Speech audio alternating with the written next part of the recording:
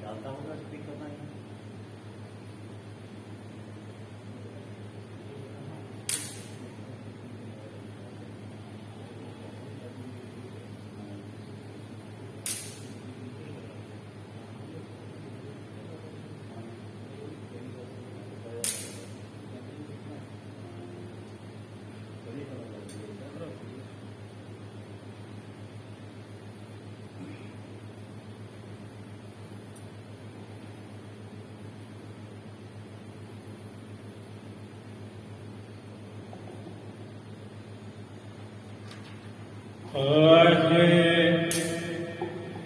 गुरु जी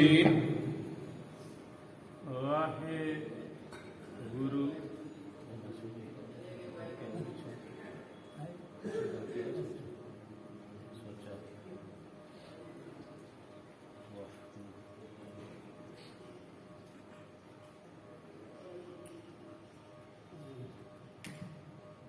वाहे गुरु जी श्री नानक पद पंकज पंकज सिमरा अंगद धूप निकंदन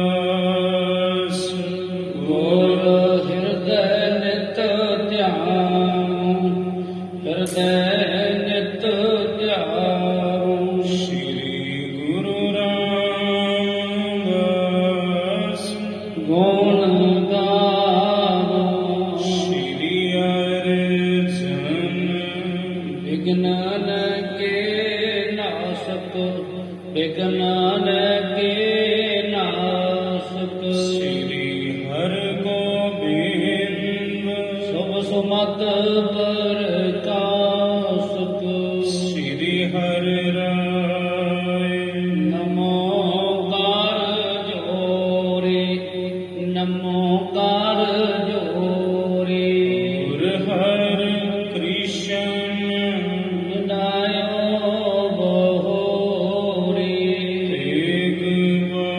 बहादुर परम कृपाला श्री गुरु गोविंद सिंह विशाला तर पर पुन शेषा पुन पुन शेषा वंदनार बार जगदीशा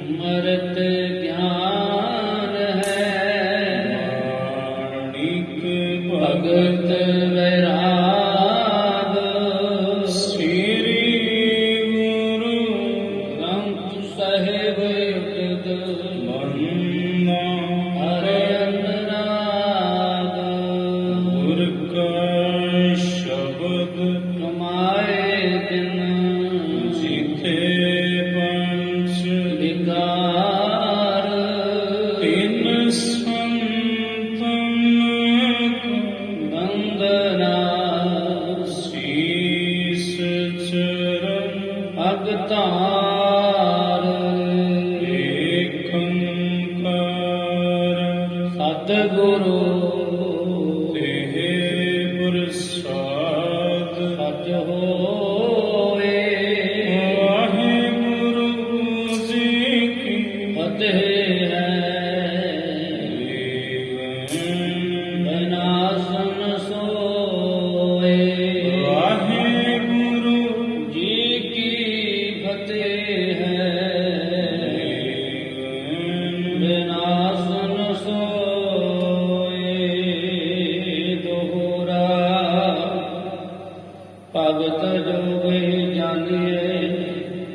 ਕਲ ਮੈਂ ਪੰਥ ਸੁਖੀਨ ਕਸ਼ਟ ਜੋਗ ਦੁਸਤਰ ਹੈ ਹੋਏ ਨਾ ਜਿਨਨ ਤੇਨ ਸਾਧ ਸੰਗਤ ਜੀ ਵਾਹਿਗੁਰੂ ਜੀ ਕਾ ਖਾਲਸਾ ਵਾਹਿਗੁਰੂ ਜੀ ਕੀ ਫਤਿਹ।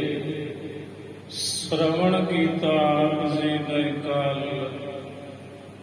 ਚੱਲ ਰਹੀ ਇਸ ਲੜੀਵਾਰ ਸ੍ਰੀ ਗੁਰੂ ਨਾਨਕ ਪ੍ਰਕਾਸ਼ ਦੀ ਕਥਾ ਦੁਆਰਾ ਕਿ ਧੰਨ ਧੰਨ ਸਤਿਗੁਰੂ ਸ੍ਰੀ ਗੁਰੂ ਨਾਨਕ ਦੇਵ ਸਾਹਿਬ ਜੀ ਮਹਾਰਾਜ ਜੀ ਨੇ ਰਾਜਾ ਸ਼ਿਵਨਾਵ ਨੂੰ ਕਾਸ਼ਟ ਜੋਗ ਤੇ ਭਗਤ ਜੋਗ ਦੀ ਵਿਆਖਿਆ ਕਰਕੇ ਸਮਝਾਈ।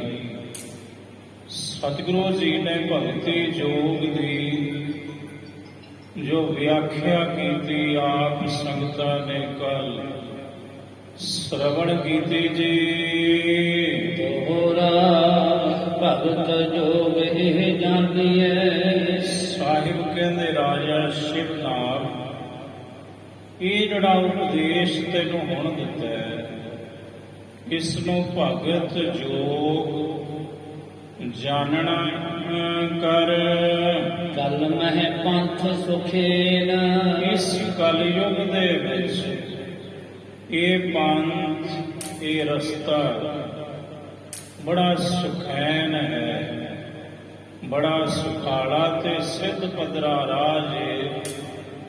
ਪਰਮਾਰਥ ਦਾ ਕਸ਼ਟ ਜੋਗ ਦੁਸਤਰ ਹੈ। ਤੇ ਦੂਸਰਾ ਜਿਹੜਾ ਤੈਨੂੰ ਪਹਿਲਾਂ ਦੱਸਿਆ ਸੀ ਕਸ਼ਟ ਜੋਗ ਉਹ ਬੜਾ ਦੁਸਤਰ, ਬੜਾ ਔਖਾ, ਬੜਾ ਕਠਨ ਹੈ। ਇਸ ਕਲਯੁਗ ਅੰਦਰ ਵੇ ਨਾ ਜਨਮ ਕੇਨ ਕਿਸੇ ਜਣੇ ਖਣੇ ਤੋਂ ਉਹ ਕਾਸ਼ਟ ਜੋਗ ਦੀ ਸਾਧਨਾ ਇਸ ਕਲਯੁਗ ਵਿੱਚ ਨਹੀਂ ਹੋ ਸਕਦੀ।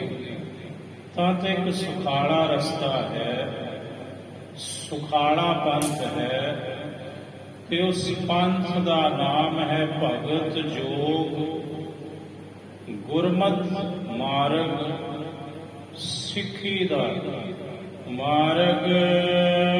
ਜਾਓ ਪੇ ਸ੍ਰੀ ਗੁਰਮੁਖ ਤੇ ਸੁਨ ਉਪਦੇਸੋ। ਗੁਰੂ ਨਾਨਕ ਸਾਹਿਬ ਜੀ ਦੇ ਪਾਵਨ ਪਵਿੱਤਰ ਮੁਖਾਰ ਬਿੰਦ ਤੋਂ ਇਹ ਉਪਦੇਸ਼ ਸੁਣ ਕੇ ਹਾਥ ਜੋਰ ਪਗ ਪਰਸਿਓ ਰੇਸੋ। ਫਿਰ ਸਾਹਿਬ ਜੀ ਨੇ ਦੇ ਚਰਨਾਂ ਨੂੰ ਦੋਵੇਂ ਹੱਥ ਜੋੜ ਕੇ ਰਾਜਾ ਸ਼ਿਵਨਾਵ ਨੇ ਪਰਸਣਾ ਕੀਤਾ। ਭਾਵ ਗੁਰੂ ਨਾਨਕ ਸਾਹਿਬ ਦੇ ਮੁਬਾਰਕ ਚਰਨ ਕਮਲਾਂ ਤੇ ਉਸ ਮੱਥਾ ਟੇਕ ਦਿੱਤਾ। ਸਿੱਖਿਓ ਚਾਹਤ ਜੋਗ ਹੋਰੀ। ਕਹਿੰਦੇ ਹੁਣ ਉਹ ਸਿੱਖਣਾ ਚਾਹੁੰਦਾ ਹੈ ਸਾਹਿਬ ਜੀ ਤੋਂ ਹੋਰ ਭਗਤ ਯੋਗ ਦੀ ਸਾਧਨਾ। ਹਿਰਦੇ ਲਾਲਸਾ ਜਾਹਿ ਨ ਥੋਰੀ। ਜਿਸ ਰਾਜਾ ਸ਼ਿਵਨਾਵ ਦੇ ਹਿਰਦੇ ਵਿੱਚ ਕੋਈ ਲਾਲਸਾ ਥੋੜੀ ਨਹੀਂ ਸੀ, ਭਗਤੀ ਮਾਰਗ ਤੇ ਟੁਰਨ ਦੀ ਬੜੀ ਲਾਲਸਾ ਹੈ। ਰਾਜਾ ਸ਼ਿਵਨਾਵ ਦੇ ਮਨ ਅੰਦਰ ਦੋਹਰਾ ਸ੍ਰੀ ਗੁਰਪਦ ਨਖਤਰਾਂਤ ਜੋ। ਅਗਲਾ ਪ੍ਰਸੰਗ ਸ਼ੁਰੂ ਹੈ। ਕਵੀ ਸੰਤੋਖ ਸਿੰਘ ਜੀ ਕਹਿੰਦੇ ਗੁਰੂ ਕੇ ਸਿੱਖੋ, ਗੁਰੂ ਦੇ ਚਰਨ ਕਮਲਾਂ ਦੀ ਜਿਹੜੀ ਕ੍ਰਾਂਤੀ ਹੈ, ਸ਼ੋਭਾ ਹੈ, ਚਿੰਤਾ ਮਨ ਹੈ ਸਮਾਨ। ਚਿੰਤਾਮਣੀ ਦੇ ਸਮਾਨ ਹੈ। ਗੁਰੂ ਨਾਨਕ ਸਾਹਿਬ ਗੁਰੂ ਦੇ ਚਰਨਾਂ ਦੀ ਸ਼ੋਭਾ ਚਿੰਤਾਮਣੀ ਸਮਾਨ ਹੈ, ਕਿਉਂਕਿ ਚਿੰਤਾਮਣੀ ਦੀ ਬਾਬਤ ਇਹ ਪ੍ਰਸਿੱਧ ਹੈ ਕਿ ਉਹ ਤੋਂ ਜੋ ਮੁਰਾਦ ਮੰਗੋ ਉਹ ਤਤਕਾਲ ਪੂਰਨ ਹੋ ਜਾਂਦੀ ਹੈ। ਕਵੀ ਸੰਤੋਖ ਸਿੰਘ ਜੀ ਕਹਿੰਦੇ, ਗੁਰੂ ਕੇ ਸਿੰਘੋ, ਗੁਰੂ ਦੇ ਤੇ ਚਰਨ ਕਮਲ ਹੀ ਭਾਈ, ਚਿੰਤਾਮਣੀ ਸਮਾਨ ਹਨ। ਚਿਤਵੇ ਮੰਗਲ ਸਰਬਦਾ, ਜੋ ਵੀ ਸਾਰੇ ਮੰਗਲ ਕੋਈ ਸਾਰੀਆਂ ਦਾਤਾਂ ਚਿਤਵਦਾ ਹੈ। ਗੁਰੂ ਦੇ ਚਰਨਾਂ ਦਾ ਧਿਆਨ ਧਰ ਕੇ ਵਿਗਨ ਦੋਖ ਗਨਹਾਨ, ਕਹਿੰਦੇ ਉਹਨੂੰ ਸਾਰੀਆਂ ਮੁਰਾਦਾਂ ਹਾਸਲ ਹੁੰਦੀਆਂ ਨੇ ਤੇ ਤਮਾਮ ਵਿਘਨਾਂ ਤੇ ਦੋਸ਼ਾਂ ਦਾ ਨਾਸ਼ ਹੁੰਦਾ ਹੈ ਉਹਨਾਂ ਦਾ, ਜੋ ਭਾਵਨਾ ਦੇ ਸਹਿਤ ਗੁਰੂ ਨਾਨਕ ਸਾਹਿਬ ਦੇ ਚਰਨ ਕਮਲਾਂ ਦਾ ਧਿਆਨ ਧਰਦੇ ਹਨ ਸਿੱਖ। ਸ੍ਰੀ ਵਾਲਾ ਸੁੰਦਰ ਵਾਚ, ਹੁਣ ਇੱਥੋਂ ਭਾਈ ਬਾਲਾ ਜੀ ਆਖ ਰਹੇ ਨੇ, ਭਾਈ ਬਾਲਾ ਜੀ ਆਪਣੇ ਮੁਖੋਂ ਇੰਜ ਕਹਿੰਦੇ ਹਨ, ਜਾਪੇ ਸੁਨ ਕਰ ਸ੍ਰੀ ਗੁਰ ਕੋ ਉਪਦੇਸਾ। ਭਾਈ ਬਾਲਾ ਜੀ ਕਹਿੰਦੇ, ਗੁਰੂ ਅੰਗਦ ਸਾਹਿਬ ਸੁਣੋ ਅੱਗੋਂ ਗੁਰੂ ਦੀ ਕਥਾ। ਜਦੋਂ ਰਾਜਾ ਸ਼ਿਵਨਾਭ ਨੇ ਗੁਰੂ ਨਾਨਕ ਸਾਹਿਬ ਜੀ ਦਾ ਇਹ ਉਪਦੇਸ਼ ਗੁਰੂ ਨਾਨਕ ਸਾਹਿਬ ਦੇ ਮੁਖਾਰ ਬਿੰਦ ਤੋਂ ਸੁਣਿਆ ਤੇ ਸੁਣ ਕੇ ਆਠ ਵੰਦ ਦਵੈ ਕਹਿ ਦਿਲਵੇਸਾ। ਕਹਿੰਦੇ ਰਾਜਾ ਸ਼ਿਵਨਾਭ ਨੇ ਉਸ ਵਕਤ ਦੋਵੇਂ ਹੱਥ ਜੋੜੇ ਤੇ ਰਾਜਾ ਸ਼ਿਵਨਾਭ ਗੁਰੂ ਨਾਨਕ ਸਾਹਿਬ ਨੂੰ ਇੰਜ ਕਹਿਣ ਲੱਗਾ, ਮਨ ਨਿਰਮਲ ਕੇ ਮਾਰਗ ਦੋ। ਕਹਿਣ ਲੱਗਾ, ਸਤਿਗੁਰੂ, ਮਨ ਦੀ ਪਵਿੱਤਰਤਾਈ ਦੇ ਜਿਹੜੇ ਦੋ ਰਸਤੇ ਨੇ, ਦੋ ਪੰਥ ਨੇ, ਦੋ ਮਾਰਗ ਹਨ, ਇੱਕ ਕਾਸ਼ਟ ਜੋਗ, ਇੱਕ ਭਗਤ ਜੋਗ। ਕਰੁਣਾ ਕਰ ਬਖਸ਼ੋ ਦੁਖ ਕੋ। ਇਹ ਸਤਿਗੁਰੂ ਤੁਸੀਂ ਕਿਰਪਾ ਕਰੋ, ਇਹਨਾਂ ਦੋਨਾਂ ਚੋਂ ਮੈਨੂੰ ਜਿਹੜਾ ਮਾਰਗ ਤੁਹਾਨੂੰ ਪਾਉਂਦਾ ਜੇ ਉਹ ਮਾਰਗ ਬਖਸ਼ ਦਵੋ ਤੇ ਮੇਰੇ ਤਮਾਮ ਦੁਖੜੇ ਦੂਰ ਕਰ ਦਵੋ ਜੀ। ਕਰੋ ਸਰਬ ਮਮ ਦੇਸ ਨਿਹਾਲਾ। ਕਿਰਪਾ ਕਰੋ ਗੁਰੂ ਨਾਨਕ ਸਾਹਿਬ, ਮੇਰੇ ਇਸ ਸਾਰੇ ਦੇਸ਼ ਨੂੰ, ਸੰਗਲਾਦੀਪ ਨੂੰ ਤੁਸੀਂ ਨਿਹਾਲ ਕਰਦੇ ਹੋ, ਦੁੱਖਾਂ ਤੋਂ ਰਹਿਤ ਕਰ ਦਵੋ ਜੀ। ਤੁਮ ਸਮਾਨ ਨਹਿ ਆਨ ਕਿਰਪਾਲਾ। ਕਿਉਂਕਿ ਹੈ ਕਿਰਪਾ ਦੇ ਘਰ ਗੁਰੂ ਨਾਨਕ ਸਾਹਿਬ, ਤੁਹਾਡੇ ਬਰਾਬਰ ਕੋਈ ਦੂਸਰਾ ਨਹੀਂ ਹੈ ਜੀ। ਰਹੋ ਸਦੀਵ ਵਾਸ ਮੁਝ ਸਦਨਾ। ਤੇ ਮੇਰੇ ਘਰ ਵਿੱਚ ਤੁਸੀਂ ਸਦਾ ਹੀ ਵਾਸਾ ਕਰੋ, ਇਸ ਸੰਗਲਾਦੀਪ ਵਿੱਚ, ਮੇਰੇ ਘਰ ਵਿੱਚ, ਮੇਰੇ ਸਰੀਰ ਰੂਪੀ ਘਰ ਵਿੱਚ, ਮੇਰੇ ਹਿਰਦੇ ਰੂਪੀ ਘਰ ਵਿੱਚ ਵੀ ਹਰਖੋਂ ਹੇਰ ਕਮਲ ਸੰਵਦਨਾ। ਮੈਂ ਖੁਸ਼ ਹੋਵਾਂ ਤੁਹਾਡਾ ਕਮਲ ਵਾਂਗ ਖਿੜਿਆ ਹੋਇਆ ਮੁਖੜਾ ਵੇਖ ਕੇ, ਮੈਂ ਸਦਾ ਹੀ ਪ੍ਰਸੰਨ ਹੋਵਾਂ। ਜਿਸ ਪ੍ਰਕਾਰ ਤੁਮ ਕਿਤਨੇ ਕੋਸਾ। ਇਹ ਸਤਿਗੁਰੂ, ਜਿਸ ਪ੍ਰਕਾਰ ਤੁਸੀਂ ਕਿਤਨੇ ਹੋ ਦਾ ਪੈਂਡਾ ਤੈਅ ਕੀਤਾ ਤੇ ਤੁਸੀਂ ਇੱਥੇ ਪਹੁੰਚੇ, ਮੇਰੇ ਪਾਸ ਸੰਗਲਾਦੀਪ ਚੱਲ ਆਏ ਨਿਜ ਤੇਨ ਭਰੋਸਾ। ਤੇ ਮਹਾਰਾਜ ਤੁਸੀਂ ਆਪਣਾ ਭਰੋਸਾ ਮੈਨੂੰ ਦੇਣ ਲਈ ਖੁਦ ਚੱਲ ਕੇ ਆਏ ਜੇ ਮੇਰੀ ਭਾਵਨਾ ਮੇਰਾ ਪ੍ਰੇਮ ਵੇਖ ਕੇ ਤੁਸੀਂ ਖੁਦ ਆਏ ਜੇ ਮੈਨੂੰ ਭਰੋਸਾ ਦੇਣ। ਇਸੀ ਪ੍ਰਕਾਰ ਰਹਿਣ ਅਵਕੀਜੈ।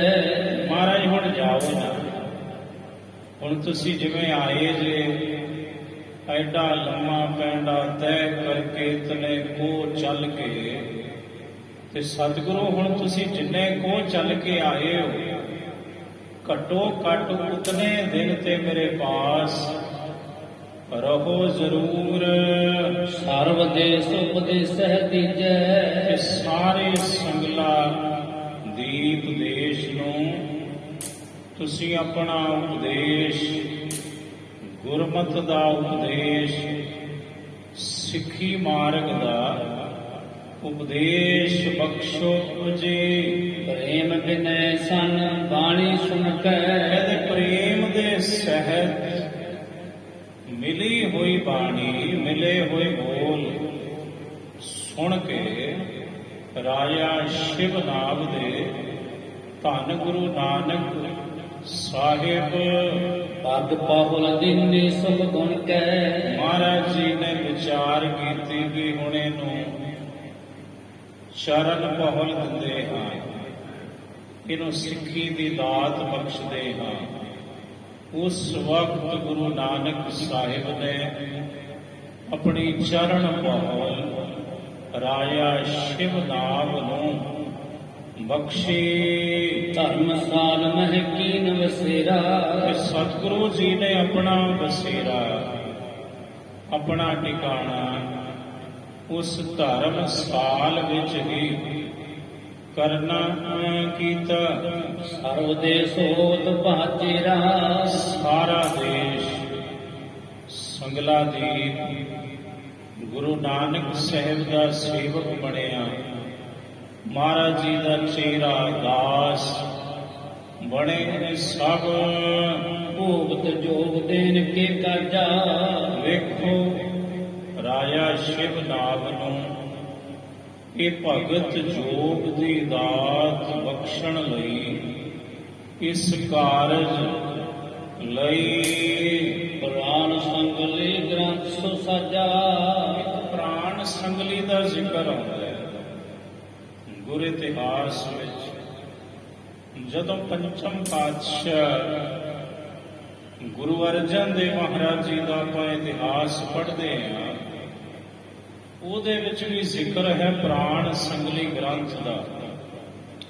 ਜਿਸ ਵਕਤ ਪੰਚਮ ਪਾਤਸ਼ਾਹ ਸ਼ਹੀਦਾਂ ਦੇ ਸਰਤਾਜ ਸਤਿਗੁਰੂ ਗੁਰੂ ਅਰਜਨ ਦੇਵ ਮਹਾਰਾਜ ਜੀ ਨੇ ਗੁਰੂ ਗ੍ਰੰਥ ਸਾਹਿਬ ਮਹਾਰਾਜ ਜੀ ਦੀ ਸੰਪਾਦਨਾ ਆਰੰਭ ਕਰਨੀ ਸੀ ਨਾ, ਉਸ ਤੋਂ ਪਹਿਲਾਂ ਮਹਾਰਾਜ ਜੀ ਨੇ ਇੱਕ ਸਿੱਖ ਜਿਹਦਾ ਇਤਿਹਾਸ ਵਿੱਚ ਜ਼ਿਕਰ ਹੈ, ਪੈੜਾ ਸਿੱਖ, ਉਹਨੂੰ ਘੱਲਿਆ ਸੀ ਸੰਗਲਾ ਦੀ ਕਿ ਜਾਓ ਰਾਜਾ ਸ਼ਿਵ ਨਾਮ ਦੀ ਅੰਸ਼ ਵੰਸ਼ ਦੇ ਪਾਸ ਇੱਕ ਪ੍ਰਾਣ ਸੰਗਲੀ ਹੈ, ਉਹ ਲੈ ਕੇ ਆਓ।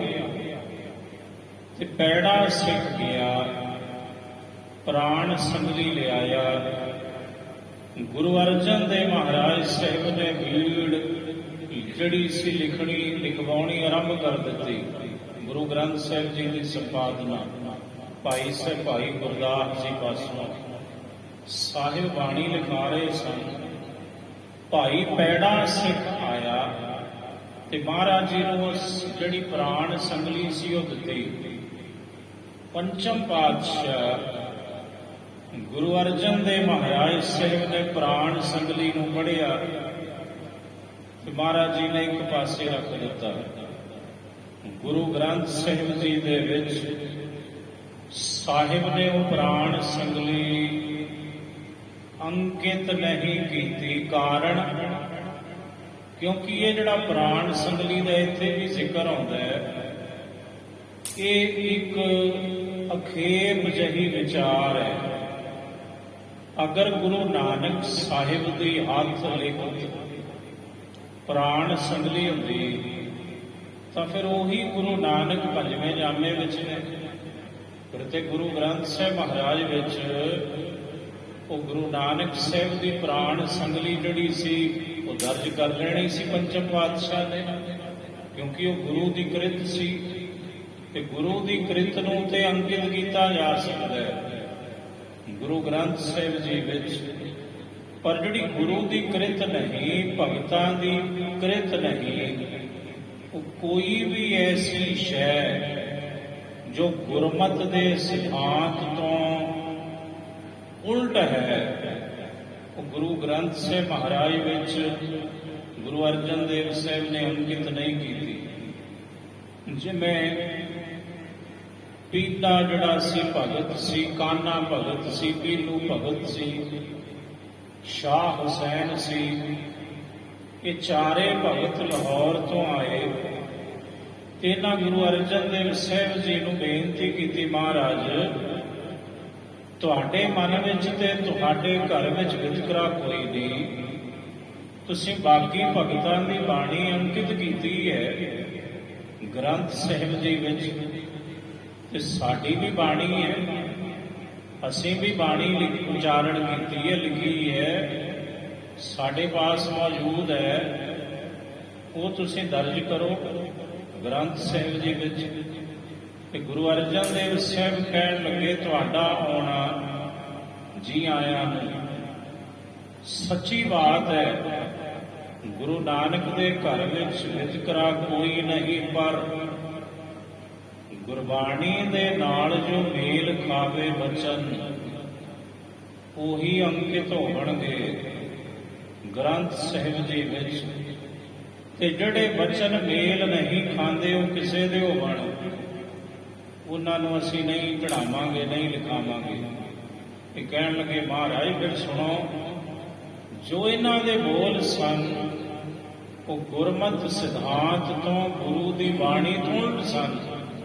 ਤੇ ਮਹਾਰਾਜ ਨੇ ਮੌਕੇ ਤੇ ਪੂਰਾ ਜਵਾਬ ਦਿੱਤਾ ਸੀ ਇਹਨਾਂ ਨੂੰ ਵੀ ਨਹੀਂ, ਤੁਹਾਡੇ ਬੋਲ ਗੁਰਮਤਿ ਦੇ ਸਿਧਾਂਤ ਨਾਲ ਮੇਲ ਨਹੀਂ ਖਾਂਦੇ, ਇਸ ਲਈ ਤੁਹਾਡੇ ਬੋਲਾਂ ਨੂੰ ਗ੍ਰੰਥ ਸਾਹਿਬ ਜੀ ਵਿੱਚ ਕੋਈ ਥਾਂ ਨਹੀਂ ਮਿਲੇਗੀ। ਸੋ ਜਦੋਂ ਪੰਚਮ ਪਾਤਸ਼ਾਹ ਨੇ ਸਿੱਖ ਘੱਲਿਆ, ਉਹ ਸੰਗਲਾ ਦੀਪ ਵੀ ਗਿਆ, ਉਥੋਂ ਪ੍ਰਾਣ ਸੰਗਲੀ ਲਿਆਇਆ ਵੀ, ਤੇ ਫਿਰ ਆਖਰ ਕਾਰਨ ਕੀ ਸੀ ਕਿ ਗੁਰੂ ਅਰਜਨ ਦੇਵ ਸਾਹਿਬ ਨੇ ਉਹ ਪ੍ਰਾਣ ਸੰਗਲੀ ਜੇ ਗੁਰੂ ਨਾਨਕ ਜੀ ਦੀ ਕ੍ਰਿਤ ਹੁੰਦੀ ਤਾਂ ਉਹਨੂੰ ਅੰਕਿਤ ਕਰ ਲੈਣਾ ਸੀ, ਕੋਈ ਉੱਥੇ ਦੋ ਰਾਵਾਂ ਨਹੀਂ ਸੀ। ਪਰ ਇਹ ਪ੍ਰਾਣ ਸੰਗਲੀ ਗੁਰੂ ਨਾਨਕ ਸਾਹਿਬ ਦੀ ਕ੍ਰਿਤ ਨਹੀਂ ਹੈ, ਇੱਥੋਂ ਸਿੱਧ ਹੁੰਦਾ ਹੈ ਜੀ। 113 ਧਿਆਈ ਬਖਾਨੇ। ਹੁਣ ਸੁਣ ਲਓ ਤੁਸੀਂ, ਪ੍ਰਾਣ ਸੰਗਲੀ ਦੇ ਜਿਹੜੇ ਅਧਿਆਏ ਸਨ ਉਹ ਬਹੁਤ ਸਨ। ਉਹਦੇ ਵਿੱਚ ਯੋਗ ਦੀ ਬਾਬਤ ਸਮਝਾਇਆ ਸੀ, ਪਰ ਉਹ ਗੁਰੂ ਦੀ ਕ੍ਰਿਤ ਨਹੀਂ ਸੀ। ਇਹ ਪੜ ਜੋਗ ਕਲਾ ਸਭ ਜਾਣੇ, ਜਿਹਨੂੰ ਪੜ ਕੇ ਜੋਗੀ ਜੋਗ ਦੀ ਸਾਰੀ ਕਲਾ ਤੋਂ ਜਾਣੂ ਹੁੰਦੇ ਸਨ। ਇਹ ਕਰ ਸਭ ਸੰਪਿ ਅਵਨੀ ਪਾ। ਇੱਥੇ ਲਿਖਿਆ ਸੂਰਜ ਪ੍ਰਕਾਸ਼ ਵਿੱਚ, ਗੁਰੂ ਨਾਨਕ ਪ੍ਰਕਾਸ਼ ਵਿੱਚ, ਕਿ ਮਹਾਰਾਜ ਜੀ ਨੇ ਉਹ ਪ੍ਰਾਣ ਸੰਗਲੀ ਰਾਜਾ ਸ਼ਿਵ ਨਾਗ ਨੂੰ ਸੌਂਪੀ।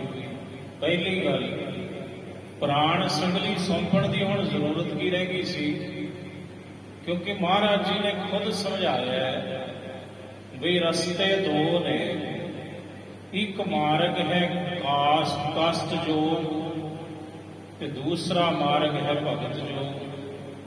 ਤੇ ਰਾਜਾ ਸ਼ਿਵ ਨਾਮ ਕਹਿੰਦਾ ਮਹਾਰਾਜ ਜਿਹੜਾ ਮਾਰਗ ਤੁਹਾਨੂੰ ਮਨਜ਼ੂਰ ਉਹੀ ਮੈਨੂੰ ਮਨਜ਼ੂਰ। ਤੇ ਮਹਾਰਾਜ ਕਹਿੰਦੇ ਫਿਰ ਭਗਤ ਜੋਗ ਹੈ ਸਾਡਾ ਤੇ ਮਾਰਗ। ਪਰ ਗੁਰੂ ਨਾਨਕ ਸਾਹਿਬ ਨੇ ਚਰਨ ਪਹਲ ਵੀ ਦੇ ਦਿੱਤੀ। ਜਦੋਂ ਉਹਨੂੰ ਸਿੱਖ ਹੀ ਬਣਾ ਲਿਆ ਗੁਰੂ ਨਾਨਕ ਸਾਹਿਬ ਨੇ, ਫਿਰ ਪ੍ਰਾਣ ਸੰਗਲੀ ਦੀ ਦੱਸੋ ਕਿਆ ਉੱਥੇ ਕੋਈ ਕਮੀ ਬਾਕੀ ਵੀ ਸੀ। ਇਸ ਲਈ ਇਹ ਜਿਹੜੀ ਇਥੇ ਪੰਕਤੀ ਆਈ ਹੈ, ਇਹ ਵਿਚਾਰ ਆਈ ਹੈ, ਇਹ ਅਖੇਪ ਜਹੀ ਜਾਪਦੀ ਹੈ, ਵਾਧੂ ਪੰਕਤੀ ਹੈ ਜੇ। ਬੋਲੇ ਪੁਲ ਵੇਦੀ ਕੁਲ ਦੀਪਾ, ਮੁੜ ਬੇਦੀਆਂ ਦੀ ਕੁਲ ਦੇ ਦੀਪਕ ਜਗਤ ਗੁਰੂ ਧੰਨ ਗੁਰੂ ਨਾਨਕ ਸਾਹਿਬ ਮਹਾਰਾਜ ਜੀ ਇੰਜ ਬੋਲੇ ਹਨ। ਜਬ ਸਿੱਖ ਕੋ ਆਵੇ ਹਮ ਦੇਸੋ, ਸਤਿਗੁਰੂ ਕਹਿੰਦੇ ਜਦੋਂ ਕੋਈ ਸਾਡਾ ਸਿੱਖ ਆਵੇਗਾ ਇਸ ਦੇਸ਼ ਵਿੱਚ ਚਾਚੇ ਤੋਂ ਪਹਿਲੇ ਹੋ ਨਰੇਸੋ, ਤੇ ਉਹ ਤੁਹਾਤੋਂ ਮੰਗੇਗਾ ਤਾਂ ਉਦੋਂ ਤੁਸੀਂ ਇਹ ਪ੍ਰਾਣ ਸੰਗਲੀ ਗ੍ਰੰਥ ਉਹਨੂੰ ਦੇ ਦੇਣਾ। ਚਿਰੰਕਾਲ ਪੁਨ ਕੀਨ ਵਸੇਰਾ, ਹੁਣ ਬਹੁਤ ਸਮਾਂ ਗੁਰੂ ਨਾਨਕ ਸਾਹਿਬ ਨੇ ਉੱਥੇ ਵਸੇਰਾ ਕੀਤਾ। ਸਤਿਗੁਰੂ ਉੱਥੇ ਰਹੇ, ਸੰਗਲਾ ਦੀਪ ਦੀ ਧਰਤੀ ਤੇ ਭਇਓ ਸੋ ਦੇਸ ਨਿਹਾਲ ਕਨੇਰਾ। ਸਾਰਾ ਦੇਸ਼ ਜਦੋਂ ਰਾਜਾ ਨਿਹਾਲ ਹੋ ਗਿਆ ਤੇ ਰਾਜੇ ਮਗਰ ਸਾਰੇ ਹੀ ਆ ਗਏ, ਸਾਰੀ ਪ੍ਰਜਾ, ਸਾਰੇ ਉਹਦੇ ਸੇਵਕ ਸਭ ਨਿਹਾਲ ਹੋ ਗਏ। ਗੁਰੂ ਨਾਨਕ ਸਾਹਿਬ ਦਾ ਪਾਵਨ ਉਪਦੇਸ਼ ਦਰਸ਼ਨ ਕਰਕੇ ਭਗਤ ਜੋਗ ਹਠ ਜੋਗ ਜੋ ਸੋ ਦੇਉ, ਕਹਿੰਦੇ ਸਾਹਿਬ ਜੀ ਨੇ ਭਗਤੀ ਯੋਗ ਦਾ ਮਾਰਗ ਸਾਰਿਆਂ ਨੂੰ ਬਖਸ਼ਣਾ ਕੀਤਾ। ਇਹ ਪ੍ਰਪੱਕ ਭੂਪ ਮਨ ਸੋ, ਕਹਿੰਦੇ ਰਾਜਾ ਸ਼ਿਵ ਨਾਮ ਦਾ ਮਨ ਪਰਪੱਕ ਕਰ ਦਿੱਤਾ। ਸਾਹਿਬ ਜੀ ਨੇ ਭਗਤ ਯੋਗ ਵਿੱਚ ਗੁਰਮਤਿ ਦੇ ਮਾਰਗ ਵਿੱਚ ਸਿੱਖੀ ਪ੍ਰਗਟੀ ਦੇ ਸਮਝਾਰੇ। ਇੰਜ ਗੁਰੂ ਨਾਨਕ ਸਾਹਿਬ ਦੀ ਸਿੱਖੀ ਪੂਰੇ ਸੰਗਲਾ ਦੀਪ ਦੇਸ਼ ਵਿੱਚ ਪ੍ਰਗਟ ਹੋਈ। ਹਰ ਪਾਸੇ ਗੁਰੂ ਨਾਨਕ ਸਾਹਿਬ ਦੀ ਜੈ ਜੈਕਾਰ ਤੇ ਗੁਰੂ ਦੀ ਸਿੱਖੀ ਪ੍ਰਗਟ ਹੋਈ। ਸੰਗਲਾ ਦੀਪ ਦੇਸ਼ ਵਿੱਚ ਸ੍ਰੀ ਸਤਿਗੁਰੂ ਕੋ ਜਾ ਪਹੁੰਚਾਰੇ। ਸਾਹਿਬ ਜੀ ਗੁਰੂ ਨਾਨਕ ਸਾਹਿਬ ਮਹਾਰਾਜ ਜੀ ਦੀ ਸਿਫਤ ਸਾਰੇ ਉਚਾਰਨ ਕਰਦੇ ਨੇ, ਸਭ ਕਹਿੰਦੇ ਨੇ ਧੰਨ ਗੁਰੂ ਨਾਨਕ, ਧੰਨ ਗੁਰੂ ਨਾਨਕ ਦੇਵ ਸਾਹਿਬ ਜੀ, ਧੰਨ ਗੁਰੂ ਨਾਨਕ ਦੇਵ ਸਾਹਿਬ ਜੀ। ਭਾਸ਼ਿ ਬਨਾਵ ਅਦਕ ਕਰਤਾਪਾ, ਕਹਿੰਦੇ ਗੁਰੂ ਨਾਨਕ ਦੀ ਕਿਰਪਾ ਸਦਕਾ, ਕਿਉਂਕਿ ਗੁਰੂ ਦੀ ਕਿਰਪਾ ਵੱਡੀ ਹੈ, ਗੁਰੂ ਦਾ ਫਜ਼ਲ ਉਹ ਕਰਮ ਸਭ ਤੋਂ ਵੱਡਾ ਜੀ। ਗੁਰੂ ਨਾਨਕ ਸਾਹਿਬ ਦੀ ਕਿਰਪਾ ਸਦਕਾ ਰਾਜਾ ਸ਼ਿਵ ਨਾਮ ਦਾ ਬਹੁਤ ਪ੍ਰਤਾਪ ਵਧਿਆ। ਛੱਡ ਕਰ ਸਭ ਸਤਰਨ ਕੋ ਖਾਪਾ, ਕਹਿੰਦੇ ਫਿਰ ਉਹਨੇ ਤਮਾਮ ਸ਼ਤਰੂਆਂ ਦਾ, ਆਪਣੇ ਵਿਰੋਧੀਆਂ ਦਾ, ਜਿਹੜੇ ਬੜੇ ਬਲੀ ਕਹਾਉਂਦੇ ਸਨ, ਉਹਨਾਂ ਨੂੰ ਸ਼ਿਕਸਤ ਦਿੱਤੀ, ਹਾਰ ਦਿੱਤੀ ਤੇ ਉਹਦੀ ਜਿੱਤ ਹੋਈ। ਧਰਮਸਾਲ ਮਹਿ ਦੇਗ ਵਿਸ਼ਾਲਾ, ਹੁਣ ਧਰਮਸਾਲ ਦੇ ਅੰਦਰ, ਧਰਮਸਾਲ ਧਰਮ ਦੀ ਜਗ੍ਹਾ, ਧਰਮ ਦਾ ਅਸਥਾਨ, ਜਿਵੇਂ ਪਾਠਸ਼ਾਲਾ ਚਾਟਸ਼ਾਲਾ ਜਟਸਾਲ ਹੈ, ਇਸੇ ਤਰ੍ਹਾਂ ਧਰਮਸਾਲ ਹੈ, ਪਾਠਸ਼ਾਲਾ ਜਿੱਥੇ ਪਾਠ ਪੜ੍ਹਾਇਆ ਜਾਂਦਾ ਹੈ, ਸਕੂਲ ਇਤਿਆਦਿ ਵਿਦਿਆ ਦੇ ਕੇਂਦਰ। ਧਰਮਸਾਲ ਜਿੱਥੇ ਧਰਮ ਸਿਖਾਇਆ ਜਾਂਦਾ ਹੈ, ਸੋ ਕਹੀਏ ਧਰਮਸਾਲ। ਧਰਮਸਾਲ ਦਾ ਦੂਸਰਾ ਨਾਮ ਹੈ ਗੁਰਦੁਆਰਾ ਸਾਹਿਬ। ਤੇ ਗੁਰਦੁਆਰੇ ਸਾਹਿਬ ਚ ਕੀ ਹੁੰਦੀ ਹੈ? ਦੇਗ। ਤੇ ਦੇਗ ਜਿਹੜੀ ਹੈ ਇੱਕ ਤੇ ਹੁੰਦੀ ਹੈ ਵੀ ਦੇਗ ਕੜਾਹ ਪ੍ਰਸ਼ਾਦ ਦੀ ਦੇਗ, ਇੱਕ ਗੁਰੂ ਕੇ ਲੰਗਰ ਨੂੰ ਵੀ ਦੇਗ ਕਿਹਾ ਜਾਂਦਾ ਹੈ। ਗੁਰਮਤ ਦੀ ਸ਼ਬਦਾਵਲੀ ਅੰਦਰ, ਸਿੱਖ ਧਰਮ ਦੇ ਅੰਦਰ ਜਿੱਥੇ ਲੰਗਰ ਦੀ ਬਾਤ ਹੈ, ਉਥੇ ਲੰਗਰ ਦੀ ਥਾਂ ਤੇ ਦੇਗ ਵੀ ਵਰਤਿਆ ਜਾਂਦਾ ਹੈ ਸ਼ਬਦ। ਜਦੋਂ ਧਰਮਸਾਲ ਹੈ, ਗੁਰਦੁਆਰਾ ਹੈ, ਤੇ ਜ਼ਰੂਰੀ ਹੈ ਵੀ ਉੱਥੇ ਲੰਗਰ ਵੀ ਹੋਵੇਗਾ, ਕਿਉਂਕਿ ਗੁਰੂ ਨਾਨਕ ਸਾਹਿਬ ਮਹਾਰਾਜ ਜੀ ਨੇ ਇਹ ਸਿਧਾਂਤ ਦ੍ਰਿੜ ਕਰਵਾਇਆ ਸਿੱਖਾਂ ਨੂੰ। ਔਰ ਤੀਸਰੇ ਪਾਤਸ਼ਾਹ ਗੁਰੂ ਅਮਰਦਾਸ ਮਹਾਰਾਜ ਜੀ ਨੇ ਇਸ ਸਿਧਾਂਤ ਨੂੰ ਹੋਰ ਪਰਪੱਕ ਕੀਤਾ ਜਦੋਂ ਮਹਾਰਾਜ ਜੀ ਨੇ ਗੋਇੰਦਵਾਲ ਸਾਹਿਬ ਦੀ ਪਾਵਨ ਧਰਤੀ ਤੇ ਇਹ ਗੁਰੂ ਘਰ ਦੇ ਵਿੱਚ ਬਚਨ ਲਿਖਾਏ। ਪਹਿਲੇ ਪੰਗਤ ਪਾਛੈ ਸੰਗਤ। ਮਹਾਰਾਜ ਕਹਿੰਦੇ ਪਹਿਲਾਂ ਪੰਗਤ ਕਰੋ, ਲੰਗਰ ਵਿੱਚ ਜਾਓ, ਪ੍ਰਸ਼ਾਦਾ ਛਕੋ, ਫਿਰ ਤੁਸੀਂ ਸੰਗਤ ਵਿੱਚ ਆਓ, ਫਿਰ ਤੁਸੀਂ ਸੰਗਤ ਕਰੋ। ਸੋ ਜਿੱਥੇ ਧਰਮਸਾਲ ਹੈ, ਗੁਰਦੁਆਰਾ ਸਾਹਿਬ ਹੈ, ਉਥੇ ਦੇਗ ਵੀ ਵਰਤਦੀ ਹੈ ਭਾਈ। ਕਿਤੇ ਕੜਾਹ ਪ੍ਰਸ਼ਾਦ ਦੀ ਦੇਗ, ਇੱਕ ਦੇਗ ਕਹਿੰਦੇ ਨੇ ਗੁਰੂ ਕਾ ਲੰਗਰ। ਕਰਵਾਵੇ ਸਤਿਗੁਰੂ ਕਿਰਪਾਲਾ। ਸਤਿਗੁਰੂ ਜੀ ਹੁਕਮ ਕਰਦੇ ਨੇ ਭਾਈ ਸਿੱਖੋ, ਰਾਜਾ ਸ਼ਿਵਨਾਥ, ਹੁਣ ਜਿੰਨੀ ਸੰਗਤ ਆਉਂਦੀ ਹੈ ਇਹਨਾਂ ਨੂੰ ਪ੍ਰਸ਼ਾਦਾ ਵੀ ਛਕਾਉਣਾ, ਤਾਂ ਤੇ ਲੰਗਰ ਤਿਆਰ ਕੀਤਾ ਜਾਵੇ ਵੱਡੇ ਪੱਧਰ ਤੇ। ਮਨ 21 ਜਹ ਲੋਨ ਮਿਲਾਏ। ਕਬੀਰ ਜੀ ਕਹਿੰਦੇ 21 ਮਣ ਲੂਣ ਲੰਗਰ ਦੇ ਵਿੱਚ ਲੱਗਦਾ ਸੀ। 21 ਮਣ ਲੂਣ ਗੁਰੂ ਕੇ ਲੰਗਰ ਵਿੱਚ ਰੋਜ਼ ਲੱਗਦਾ ਸੀ। ਹੁਣ 21 ਮਣ ਦਾ ਅਰਥ ਕੀ ਹੈ? ਜਿਹੜਾ ਪੱਕਾ ਮਣ ਹੁੰਦਾ ਹੈ ਉਹ ਹੁੰਦਾ 40 ਸੇਰ ਦਾ, ਕੱਚਾ ਮਣ ਹੁੰਦਾ 16 ਸੇਰ ਦਾ। ਈਰਾਨ ਦੇ ਲੋਕ ਸੇਰ ਜਿਹੜਾ ਹੈ, ਉਹਨਾਂ ਦੀ ਨਜ਼ਰ ਦੇ ਵਿੱਚ ਜਿਹੜਾ ਮਣ ਹੈ, ਈਰਾਨੀ ਭਾਸ਼ਾ ਵਿੱਚ ਈਰਾਨ ਦੀ ਸਭਿਅਤਾ ਦੇ ਅੰਦਰ ਇੱਕ ਮਣ ਦਾ ਵਜਨ ਹੁੰਦਾ ਹੈ, ਇੱਕ ਸੇਰ ਤੇ 10 ਸ਼ਟਾਂਗ। ਇਹ ਈਰਾਨ ਦੀ ਸਭਿਅਤਾ ਵਿੱਚ ਹੈ। ਇੱਕ ਮਣ ਦੀ ਗੱਲ ਜੇ ਪੰਜਾਬ ਦੀ ਧਰਤੀ ਤੇ ਕਰਨੀ ਹੋਵੇ ਤਾਂ ਪੱਕਾ ਮਣ ਹੁੰਦਾ 40 ਸੇਰ ਦਾ, ਕੱਚਾ ਮਣ ਹੁੰਦਾ 16 ਸੇਰ ਦਾ।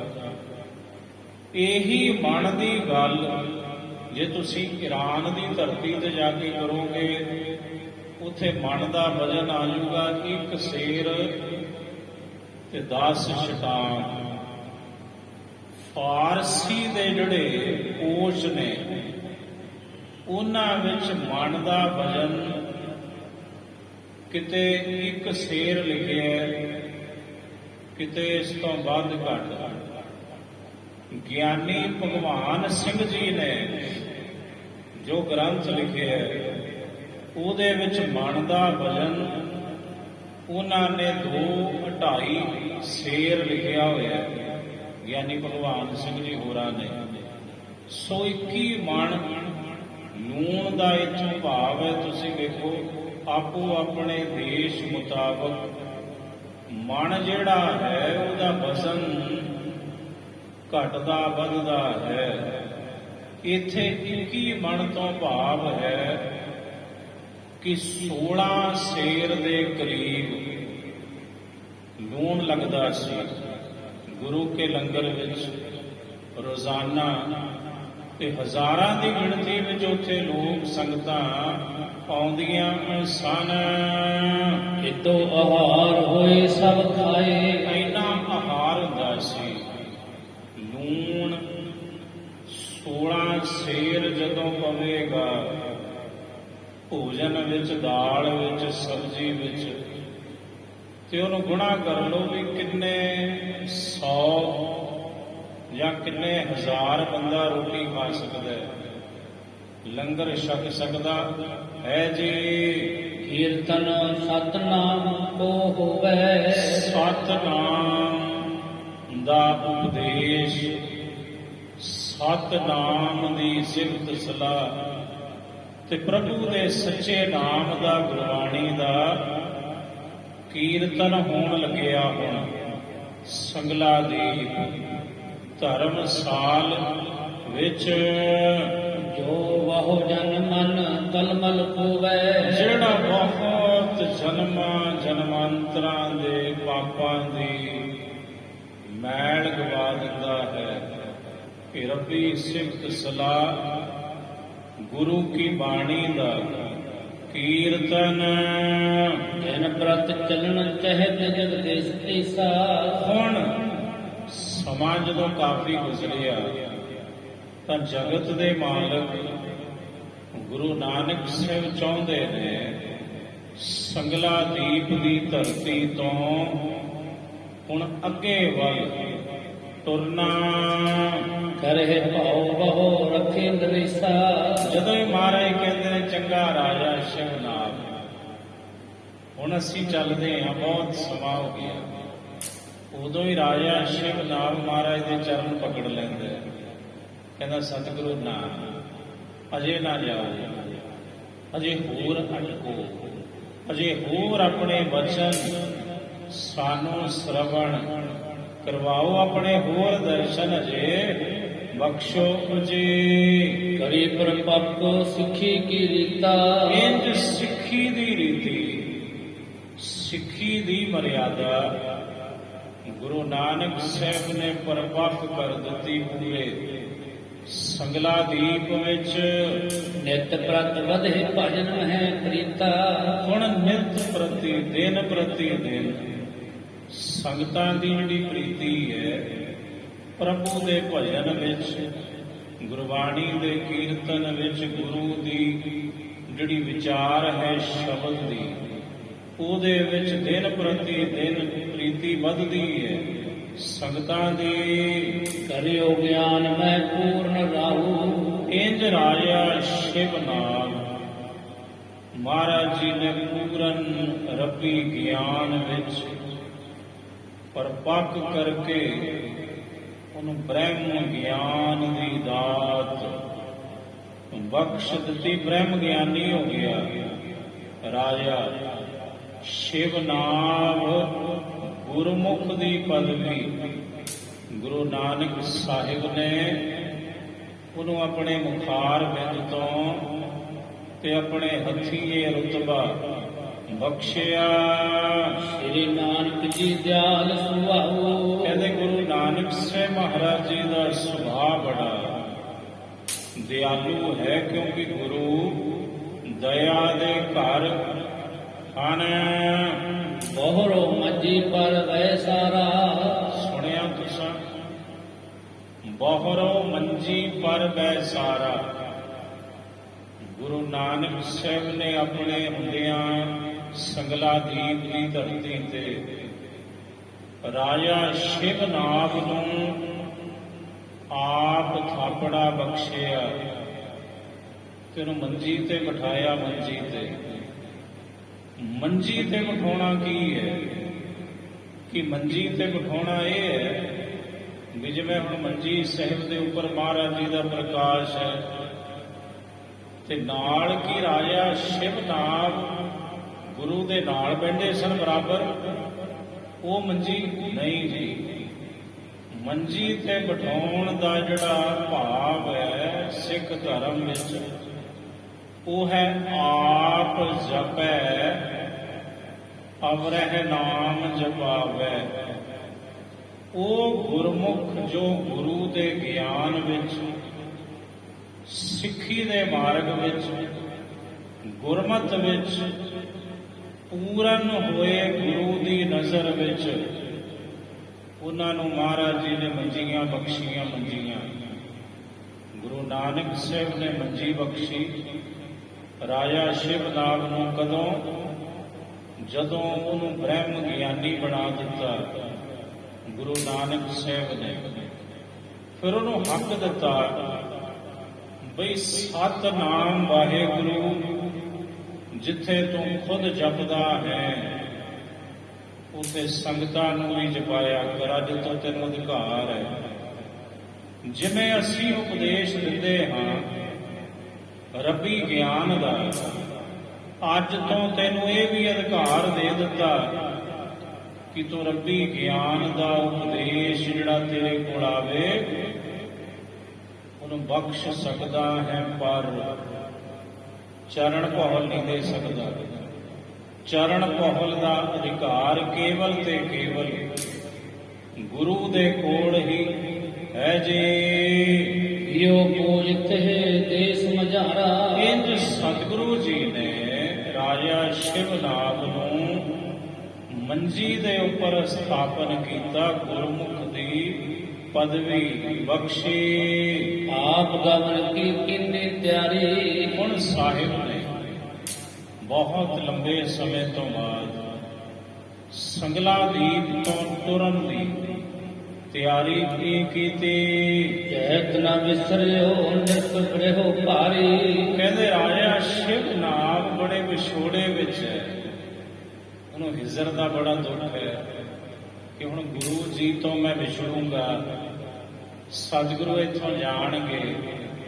ਉਹਨੇ ਬਹੁਤ ਤਰਲੇ ਕੀਤੇ, ਬੜਾ ਵੈਰਾਗ ਉਹਦੀਆਂ ਅੱਖਾਂ ਵਿੱਚੋਂ ਛਲਕਿਆ, ਪਰ ਮਹਾਰਾਜ ਨੇ ਉਹਨੂੰ ਹੌਸਲਾ ਦਿੱਤਾ। ਰਾਜਾ ਸ਼ਿਵਨਾਗ ਰੱਬੀ ਹੁਕਮ ਦੇ ਅੰਦਰ ਅਜੇ ਬਹੁਤ ਥਾਵਾਂ ਤੇ ਜਾਣਾ ਹੈ ਤੇ ਬਹੁਤ ਕਾਰਜ ਹੋਰ ਕਰਨੇ ਨੇ, ਬਹੁਤ ਥਾਵਾਂ ਤੇ ਜਿਵੇਂ ਤੂੰ ਸਾਡਾ ਪ੍ਰੇਮੀ ਹੈ, ਇੰਜ ਬੜੇ ਪ੍ਰੇਮੀ ਨੇ ਜਿਹੜੇ ਉਡੀਕ ਪਏ ਕਰਦੇ ਨੇ ਸਾਡੀ। ਉਹਨਾਂ ਨੂੰ ਜਾ ਕੇ ਵੀ ਤੇ ਮਿਲਣਾ, ਉਹਨਾਂ ਨੂੰ ਜਾ ਕੇ ਵੀ ਦਰਸ਼ਨ ਬਖਸ਼ਣੇ ਨੇ। ਜਿਵੇਂ ਤੈਨੂੰ ਦਰਸ਼ਨ ਬਖਸ਼ੇ ਆਨ ਕਮਲ ਬਦਨ ਪੁਨ ਬਚਨ ਵਖਾਨੇ। ਮੁੜ ਕਮਲ ਵਰਗੇ ਮੁਖੜੇ ਤੋਂ ਗੁਰੂ ਨਾਨਕ ਸਾਹਿਬ ਨੇ ਬਚਨ ਕੀਤੇ। ਸੁਨ ਰਾਜਨ ਭਉ ਪਰਮ ਤੇ ਸਮਾਨੇ। ਮਹਾਰਾਜ ਕਹਿੰਦੇ ਰਾਜਨ ਰਾਜਾ ਸ਼ਿਵਨਾਗ ਸੁਣ, ਅਬ ਤੁਝ ਪੂਰਨ ਭਇਓ ਵਿਵੇਕਾ। ਤੂੰ ਪੂਰਨ ਵਿਵੇਕੀ ਹੋ ਗਿਆ, ਤੈਨੂੰ ਪੂਰਨ ਗਿਆਨ ਦੀ ਪ੍ਰਾਪਤੀ ਹੋ ਗਈ, ਤੈਨੂੰ ਬ੍ਰਹਮ ਗਿਆਨ ਦੀ ਪ੍ਰਾਪਤੀ ਹੋ ਚੁੱਕੀ ਹੈ। ਹੁਣ ਹਮ ਕਰਨੇ ਹੈ ਕਾਜ ਅਨੇਕਾ। ਅਸੀਂ ਅਨੇਕਾਂ ਹੀ ਕਾਰਜ ਹੋਰ ਕਰਨੇ ਹਨ। ਧਰੋ ਧਿਆਨ ਮੈਂ ਸਦਾ ਸਮੀਪਾ। ਤੁਸੀਂ ਧਿਆਨ ਧਰੋ ਤੇ ਗੁਰੂ ਨਾਨਕ ਜੋਥੋਂ ਕਿਤੇ ਦੂਰ ਥੋੜੀ ਹੈ। ਹੁਣ ਅਸੀਂ ਤੇ ਸਦਾ ਹੀ ਤੁਹਾਡੇ ਕੋਲ ਆ। ਹਮੇਸ਼ਾ ਹੀ ਰਾਜਾ ਸ਼ਿਵਨਾਗ ਗੁਰੂ ਨਾਨਕ ਤੇਰੇ ਪਾਸ ਹੋਵੇਗਾ। ਤੂੰ ਧਿਆਨ ਧਰ ਕੇ ਤੇ ਵੇਖੀ, ਜਦੋਂ ਚੇਤੇ ਕਰੇਗਾ ਸਾਹਮਣੇ ਤੈਨੂੰ ਸਾਡੇ ਦਰਸ਼ਨ ਹੋਣਗੇ। ਆਸ ਸੁਨ ਗਦ ਗਦ ਭਾਵਨੀ ਪਾ। ਇੰਜ ਸੁਣ ਕੇ ਰਾਜਾ ਸ਼ਿਵਨਾਗ ਗਦ ਗਦ ਹੋ ਗਿਆ, ਇੰਨਾ ਪ੍ਰਸੰਨ ਹੋਇਆ, ਇਤਨਾ ਆਨੰਦਿਤ ਹੋਇਆ ਕਿ ਹੁਣ ਉਹਦਾ ਕੰਠ ਰੁਕ ਗਿਆ, ਗਲਾ ਰੁਕ ਗਿਆ, ਬੋਲਣਾ ਚਾਹੁੰਦਾ ਪਰ ਲਫ਼ਜ਼ ਗੁੰਮ ਹੋ ਗਏ ਹਨ। ਸਰਬ ਪ੍ਰਕਾਰ ਦੀਨ ਤੇ ਧੀਰਾ। ਕਹਿੰਦੇ ਹਰ ਪ੍ਰਕਾਰ ਨਾਲ ਧੀਰਜ ਦਿੱਤਾ ਰਾਜਾ ਸ਼ਿਵਨਾਗ ਨੂੰ। ਗਵਨ ਕੀਓ ਪੁਨ ਪੁਰੇ ਗਹੀਰਾ। ਹੁਣ ਸਾਹਿਬ ਤੁਰ ਪਏ ਨੇ ਸੰਗਲਾ ਦੀਪ ਤੋਂ, ਗੁਣਾਂ ਦੇ ਸਾਗਰ ਧੰਨ ਗੁਰੂ ਨਾਨਕ ਦੇਵ ਸਾਹਿਬ ਜੀ ਮਹਾਰਾਜ, ਭਾਈ ਮਰਦਾਨਾ ਤੇ ਭਾਈ ਵਾਲਾ ਜੀ ਦੇ ਸਹਿਤ ਪੂਜਾ ਨਿਰਭਕੀ ਸ੍ਰੀ ਗੁਰੂ ਪਾਸੇ। ਕਹਿੰਦੇ ਸਤਿਗੁਰੂ ਜੀ ਤੋਂ ਬਾਅਦ ਸੰਗਲਾ ਦੀਪ ਦੇ ਲੋਕ ਰਾਜਾ ਸ਼ਿਵਨਾਗ ਦੀ ਲੱਗੇ ਪੂਜਾ ਕਰਨ। ਸਰਬ ਦੇਸ ਕਰਹੀ ਵਿਦਿਆ ਸੇ। ਹਰ ਪ੍ਰਕਾਰ ਦੇ ਨਾਲ ਸਾਰੀ ਪ੍ਰਜਾ ਰਾਜਾ ਸ਼ਿਵਨਾਗ ਦੀ ਇੱਕ ਇੱਕ ਗੱਲ, ਇੱਕ ਇੱਕ ਬਚਨ ਨੂੰ ਬੜੇ ਧਿਆਨ ਨਾਲ ਸੁਣ ਕੇ ਮੰਨਣ ਵਿੱਚ ਲਿਆਉਂਦੇ ਨੇ। ਜਿਵੇਂ ਰਾਜਾ ਕਹਿੰਦਾ ਹੈ ਤਿਵੇਂ ਸੰਗਲਾ ਦੀਪ ਦੀਆਂ ਸੰਗਤਾਂ ਉਹਦੇ ਇੱਕ ਇੱਕ ਬਚਨ ਤੇ ਫੁੱਲ ਚੜਾਉਂਦੀਆਂ ਹਨ। ਪਰ ਪਾਵੇ ਜੋ ਜਿਹ ਮਨ ਭਾਵਾ। ਜੋ ਕਿਸੇ ਦੀ ਇੱਛਾ ਹੁੰਦੀ ਸੀ ਉਹ ਕਹਿੰਦੀਆਂ ਰਾਜਨ ਗੁਰੂ ਨਾਨਕ ਸਾਹਿਬ ਤੁਹਾਨੂੰ ਖਜ਼ਾਨਾ ਬਖਸ਼ ਕੇ ਗਏ ਜੇ, ਤੁਸੀਂ ਸਾਡੀ ਅਰਦਾਸ ਕਰੋ ਗੁਰੂ ਨਾਨਕ ਸਾਹਿਬ ਦੇ ਚਰਨਾਂ 'ਚ, ਤੇ ਜੋ ਕਿਸੇ ਦੀ ਮੁਰਾਦ ਹੁੰਦੀ ਉਹ ਤਤਕਾਲ ਨੂੰ ਹਾਸਲ ਹੋ ਜਾਂਦੀ, ਪੂਰਨ ਹੋ ਜਾਂਦੀ। ਸਾਰੀ ਸੰਗਤ ਕਹਿੰਦੀ ਵੇਖੋ ਰਾਜਾ ਸ਼ਿਵ ਨਾਗ ਦੇ ਉੱਪਰ ਕੈਸੀ ਕਿਰਪਾ ਹੈ, ਇਹਨੂੰ ਤੇ ਰਾਜੇ ਤੋਂ ਸੰਤ ਬਣਾ ਦਿੱਤਾ, ਬ੍ਰਹਮ ਗਿਆਨੀ ਬਣਾ ਦਿੱਤਾ। ਧੰਨ ਗੁਰੂ ਨਾਨਕ ਸਾਹਿਬ ਨੇ ਤੇ ਇਹਦੇ ਬਚਨ ਹੁਣ ਪੂਰੇ ਹੁੰਦੇ ਹਨ। ਇਹ ਸਦਾ ਸਤ ਸੰਗ ਸੁਹਾਵਾ। ਕਹਿੰਦੇ ਰਾਜਾ ਸ਼ਿਵ ਨਾਗ ਰੋਜ਼ਾਨਾ ਦੋਨੋਂ ਸਮੇਂ ਧਰਮਸਾਲ ਦੇ ਵਿੱਚ ਬੈਠਦਾ ਹੈ। ਉਹਨਾਂ ਨੂੰ ਗੁਰਬਾਣੀ ਗੁਰੂ ਕੀਆਂ ਬਾਤਾਂ ਸੰਗਤਾਂ ਨੂੰ ਰਾਜਾ ਸ਼ਿਵ ਨਾਗ ਸੁਣਾਉਂਦਾ ਸੀ, ਕਥਾ ਕਰਦਾ ਸੀ। ਸੰਗਤ ਵਿੱਚ ਗੁਰੂ ਕੀ ਸੋਈਆ ਦੇਸ ਜਗਦੇਸ਼ ਗਏ ਜਹ ਅਗਨਾ। ਕਹਿੰਦੇ ਸਤਿਗੁਰੂ ਗੁਰੂ ਨਾਨਕ ਸਾਹਿਬ ਮਹਾਰਾਜ ਜਗਤ ਦੇ ਮਾਲਕ ਸੰਗਲਾ ਦੀਪ ਤੋਂ ਟੁਰ ਕੇ ਅਗਲੇ ਦੇਸ਼ ਪਹੁੰਚੇ ਹਨ। ਅਗਨਾ ਰਾਜ ਕਰੈ ਪੁਰ ਮਾਹੀ। ਇਸ ਨਗਰ ਦੇ ਵਿੱਚ ਇਸਤਰੀ ਦਾ ਰਾਜ ਹੈ। ਉੱਥੇ ਇੱਕ ਔਰਤ ਦਾ ਰਾਜ ਸੀ, ਉਹਦਾ ਹੀ ਨਾਮ, ਉਹਦਾ ਹੀ ਸਿੱਕਾ ਚੱਲਦਾ ਸੀ ਉਸ ਦੇਸ਼ ਵਿੱਚ। ਮੈਂ ਮਰਦਾਨਾ ਉਦੋਂ ਪਛਤਾਤ ਚੱਲੇ। ਬਾਲਾ ਜੀ ਕਹਿੰਦੇ ਗੁਰੂ ਅੰਗਦ ਸਾਹਿਬ ਸੁਣੋ, ਮੈਂ ਤੇ ਮਰਦਾਨਾ ਦੋਵੇਂ ਜਣੇ ਗੁਰੂ ਨਾਨਕ ਸਾਹਿਬ ਸਾਥੋਂ ਅੱਗੇ ਅੱਗੇ, ਅਸੀਂ ਦੋਵੇਂ ਮਹਾਰਾਜ ਜੀ ਦੇ ਪਿੱਛੇ ਪਿੱਛੇ ਚੱਲ ਰਹੇ ਸਾਂ। ਗੁਰੂ ਨਾਨਕ ਆਗੇ ਸੋ ਜਾਹੀ। ਅੱਗੇ ਅੱਗੇ ਗੁਰੂ ਨਾਨਕ ਸਾਹਿਬ ਜਾ ਰਹੇ ਸਨ। ਧੰਮ ਸਾਵਨ ਨਾਮ ਜਪਾਵਨ। ਪਖੰਡ ਦਾ ਨਾਸ਼ ਕਰਨ ਲਈ ਤੇ ਸੱਚੇ ਪ੍ਰਭੂ ਦਾ ਨਾਮ ਜਪਾਵਨ ਲਈ। ਜਾਵਨ ਕਾਰਨ ਆਣ ਕੋ ਨਾਹੀ। ਕਹਿੰਦੇ ਇਹੀ ਕਾਰਨ ਹੈ ਗੁਰੂ ਨਾਨਕ ਸਾਹਿਬ ਦੇ ਪ੍ਰਕਾਸ਼ ਦਾ। ਤੇ ਗੁਰੂ ਨਾਨਕ ਸਾਹਿਬ ਨੇ ਜਿਤਨਾ ਭ੍ਰਮਣ ਕੀਤਾ, ਬਾਬੇ ਤਾਰੇ 4 ਚੱਕ 9 ਖੰਡ ਪ੍ਰਿਥਵੀ ਸੱਚਾ ਢੋਆ। ਬਾਲਾ ਜੀ ਕਹਿੰਦੇ ਮਹਾਰਾਜ ਦਾ ਕਾਰਨ ਇੱਕੋ ਹੀ ਸੀ ਕਿ ਇੱਕ ਤੇ ਪਖੰਡ ਦਾ ਨਾਸ਼ ਕਰਨਾ, ਸੱਚ ਦੇ ਨਾਲ ਲੁਕਾਈ ਨੂੰ ਜੋੜਨਾ, ਤੇ ਪ੍ਰਭੂ ਦਾ ਸੱਚਾ ਨਾਮ ਜਪਾਉਣਾ, ਤੇ ਭਗਤੀ ਮਾਰਗ ਦਾ ਉਪਦੇਸ਼ ਬਖਸ਼ਣਾ ਲੁਕਾਈ ਨੂੰ। ਆਹੀ ਕਾਰਨ ਹੈ ਗੁਰੂ ਨਾਨਕ ਸਾਹਿਬ ਮਹਾਰਾਜ ਜੀ ਜਿੱਥੇ ਵੀ ਗਏ ਹਨ। ਭਾਵ ਸਾਗਰ ਹੀਰ ਅਗਾਹ। ਕਿਉਂਕਿ ਅਗਨੀ ਦਾ ਸਮੁੰਦਰ ਹੈ, ਅੱਗ ਦਾ ਸਾਗਰ ਹੈ ਸੰਸਾਰ।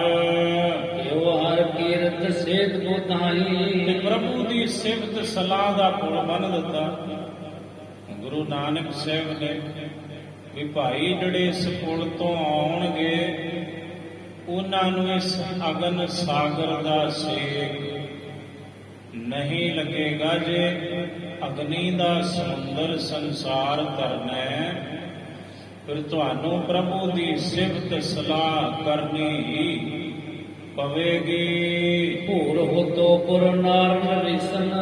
ਕਹਿੰਦੇ ਜਿਸ ਦੇਸ਼ ਵਿੱਚ ਅਸੀਂ ਗਏ, ਇਹ ਵੱਡਾ ਇੱਕ ਦੇਸ਼ ਸੀ ਮਹਾਰਾਜ ਗੁਰੂ ਅੰਗਦ ਸਾਹਿਬ। ਇੱਥੇ ਨਾਰ, ਇੱਕ ਨਾਰੀ ਕੀ ਇਸਤਰੀ ਦਾ ਰਾਜ ਸੀ। ਤਾਹੀ ਕੇ ਮਦ ਗਏ ਗਦਦਾਨੀ। ਉਸੇ ਰਸਤੇ ਗਏ ਜਿੱਥੇ ਉਹ ਔਰਤ ਦਾ ਰਾਜ ਸੀ, ਜਿਸ ਦੇਸ਼ ਵਿੱਚ ਬੀਚ ਕਾ ਏਰ ਬਰੇ ਪਿਪਨੀ ਪੁਨ। ਬੀਥ ਕਾ ਕਹਿੰਦੇ ਨੇ ਬੀਆਂ ਨੂੰ, ਗਲੀਆਂ ਨੂੰ। ਜਦੋਂ ਮਹਾਰਾਜ ਅਸੀਂ ਉਸ ਦੇਸ਼ ਵਿੱਚ ਗਏ ਤਾਂ ਗੁਰੂ ਨਾਨਕ ਸਾਹਿਬ ਗਲੀਆਂ ਦੇ ਵਿੱਚੋਂ ਗੁਜ਼ਰ ਰਹੇ ਨੇ। ਅੱਗੇ ਬਾਜ਼ਾਰ ਸੀ, ਬੜੀਆਂ ਹੱਟੀਆਂ ਸਨ, ਆਪਨ ਭਾਂਤਾਂ ਦੇ ਕਰਖਾਨੀ, ਅਨੇਕਾਂ ਪ੍ਰਕਾਰ ਦੀਆਂ ਹੱਟੀਆਂ ਬਣੀਆਂ ਹੋਈਆਂ ਸਨ। ਬੜਾ ਸੋਹਣਾ ਬਾਜ਼ਾਰ ਸੀ। ਉਸ ਦੇਸ਼ ਵਿੱਚ ਵਾਹਿਗੁਰੂ ਜੀ ਕਾ ਖਾਲਸਾ, ਵਾਹਿਗੁਰੂ ਜੀ ਕੀ ਫਤਿਹ।